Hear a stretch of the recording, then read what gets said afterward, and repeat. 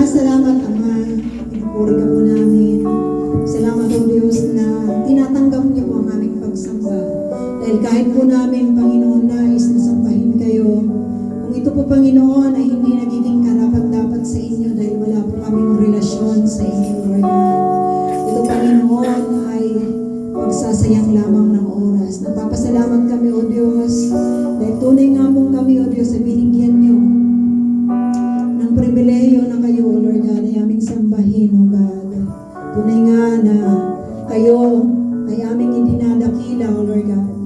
Kami, Panginoon, na inyong mga anak, na inyo pong minamahal, O God, ay tunay na nagpapasalamat sa lahat ng mga pagpapala na inyo pong pinagkaloob sa amin. Lord, truly, Lord God, kahit hindi po namin na bibilang ang inyo pong mga pagpapala, O Diyos, lagi inyo po kami, Panginoong, pinagpapala, O Lord God.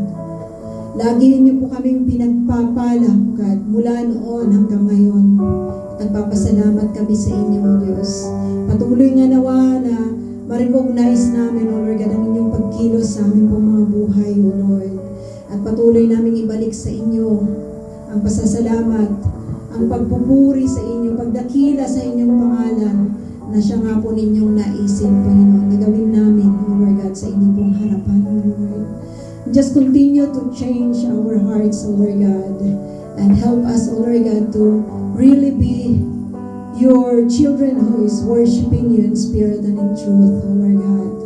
Na matagpuan niyo kami, na hindi lamang sa aming mga bibig kami sumasamba, O Diyos, bagkus, Lord. Ito po ay nanggagaling sa kailaliman ng aming pong mga puso, O Diyos. Dinadakila ka po namin, Ama, pinapupurihan ka po namin, O Diyos, at sinasamba. Ito po ang aming dalangin sa pangalan ng Panginoong Jesus.